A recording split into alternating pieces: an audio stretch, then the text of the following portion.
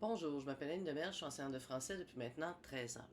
Dans cette vidéo-ci, qui s'inscrit dans une série où je vous présente des astuces pertinentes pour vous aider à vous préparer à l'examen de l'épreuve uniforme de français au cégep, plus communément appelé l'EUF.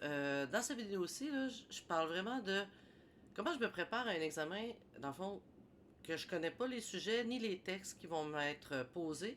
Je vais les savoir seulement le jour même, dans lequel je vais devoir penser à mon plan, rédiger et même me corriger dans l'espace de 3 heures de temps. Donc, comment je me prépare à un examen inconnu? Alors, c'est ce que je vais vous présenter dans cette vidéo-ci. Mais pour commencer, il faut que je vous rappelle que l'œuf arrive à la troisième session quand on suit le cursus ordinaire.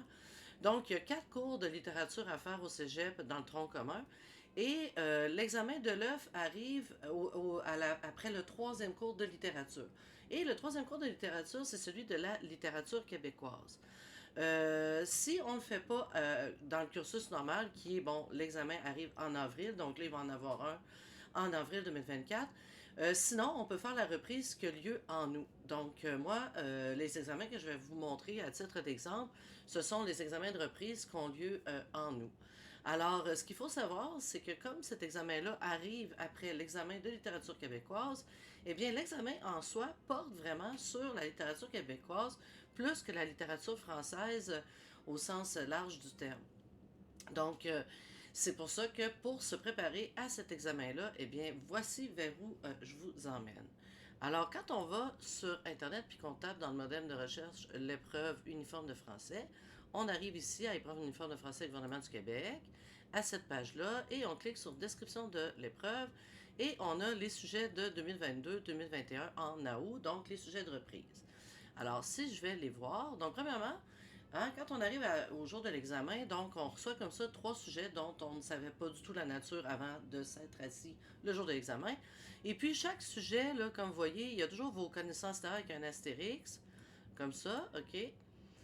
Et puis l'astérix renvoie une note en bas de page, OK, qui est assez exhaustive. Alors je vais faire une vidéo, OK, qui va expliquer la note en bas de page. Donc qu'est-ce qu'on entend par connaissance littéraire? Car c'est vraiment un critère fondamental pour réussir l'examen, notamment du point de vue du contenu de l'argumentation.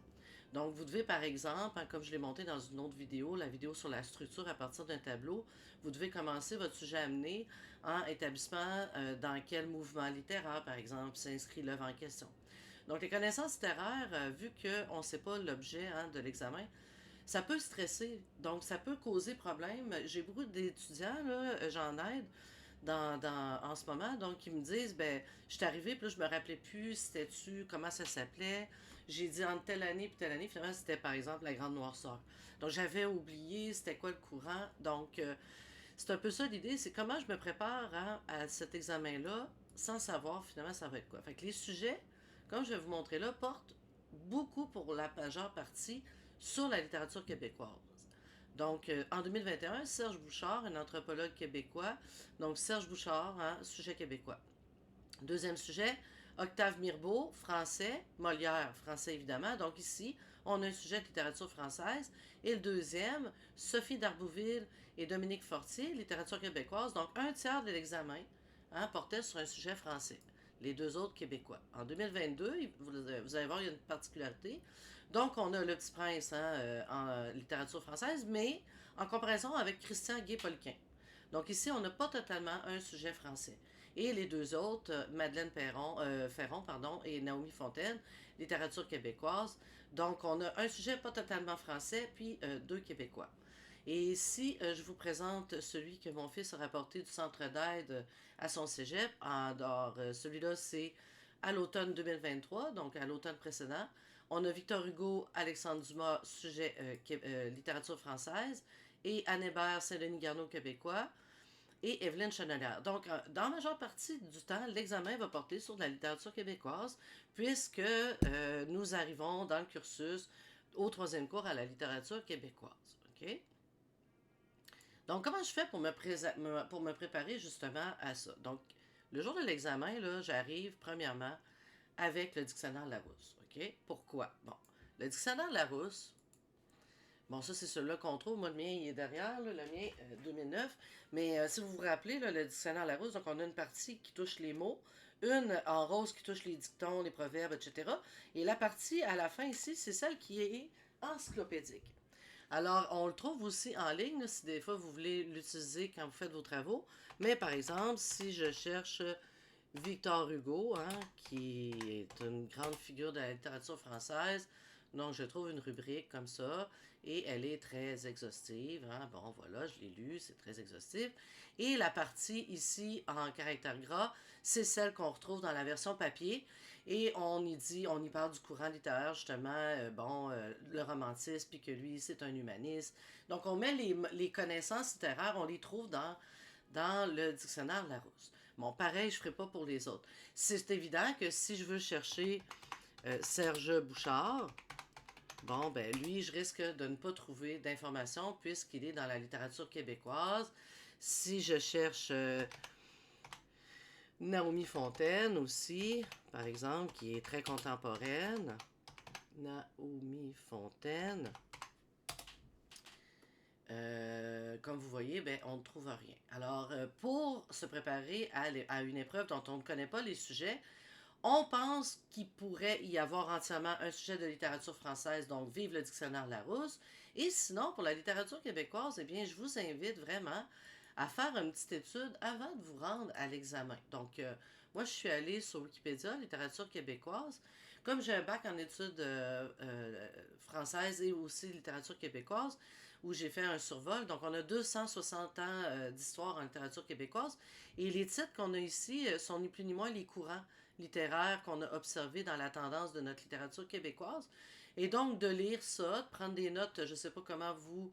Il faut savoir comment on aime étudier. Donc, on prend des notes, on regarde, on ressort aussi hein, le cours qu'on étudie avec notre professeur.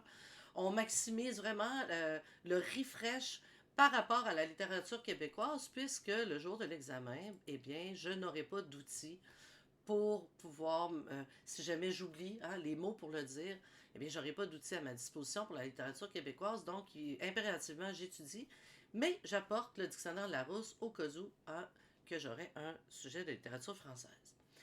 Alors voilà, mais j'aimerais aussi rappeler que c'est bien beau arriver avec des ouvrages de référence, etc., mais il faut absolument, impérativement, OK, s'être pratiqué à écrire des analyses littéraires au-delà du cours de littérature. Je viens d'écouter une vidéo d'une personne, un professeur, mais qui a travaillé chez Google anciennement, puis qui vient nous mettre en garde contre l'intelligence artificielle. Je vais faire une capsule vidéo par rapport à ça, ChatGPT, etc. Mais il répète dans sa vidéo que les fondamentaux pour se prémunir contre l'intelligence artificielle, contre les informations, la propagande ou whatever, c'est de travailler les fondamentaux, dont travailler la langue, apprendre à articuler en écrivant et en lisant. Alors, je vous répète, OK, que pour vous préparer à l'œuf, vous devez vous pratiquer, aller dans le centre d'aide de service à la rédaction, dans vos cégeps, ou encore écrivez-moi, je vais vous répondre, je vais vous aider. Alors, c'est pour ça que je vous rappelle que je suis là, mais qu'il n'y a pas que moi, il y a le centre d'aide qui peut vous aider gratuitement dans chacun de vos cégeps. N'hésitez pas et pratiquez-vous. C'est comme dans n'importe quoi, hein, plus on le fait, plus on est bon. Alors voilà. Alors je rappelle encore, même si je viens de le rappeler, que vous pouvez m'écrire dans n'importe quel temps, je vais vous répondre dans les plus brefs délais. Et je remercie à tous ceux qui se sont abonnés et qui s'abonnent en ce moment à ma chaîne. Ça me fait vraiment chaud au cœur.